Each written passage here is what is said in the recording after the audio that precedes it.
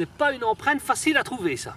Parce que s'il y a bien un animal qui marque peu, bon, c'est bien celui-là. C'est un animal de plaine qui vit beaucoup dans les champs. Ce champ venant d'être retourné et il y a eu beaucoup de pluie dessus, il y a beaucoup de boue et donc on trouve une belle petite empreinte. Alors on a ici une belle trace de lièvre.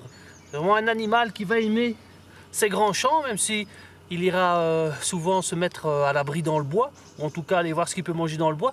On voit souvent ces traces qui vont du champ au bois quand il y a de la neige. Et on a une trace qui ne marque pas très bien. Une trace à 5 doigts. Les 5 doigts ne sont pas toujours non plus super visibles. On voit dans le fond de la trace qu'il y a des griffes. Mais c'est la forme générale qui nous permet de dire ok, ça va. On est sûr c'est un animal qui ne marque pas bien, qui marque en fait très fort au niveau des griffes et puis c'est tout. Si la boue était un petit peu plus sèche, on aurait juste un rond de 4 griffes. On a une largeur de 3 cm et une longueur de 5,5. Donc c'est un lièvre adulte.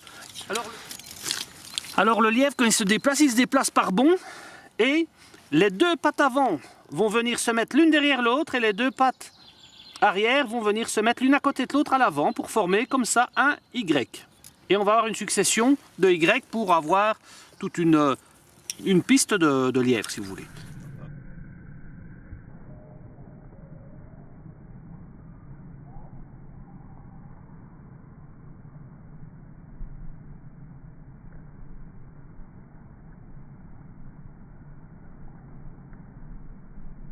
Si vous voulez.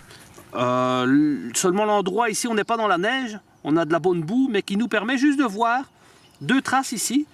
Mais comme on les voit l'une en face, l'une derrière l'autre, on sait déjà qu'on a là 2 traces de pattes avant de lièvre. Voilà, et bien maintenant qu'on a fait le point sur la trace du lièvre, il ne nous reste plus qu'à trouver une empreinte de lapin.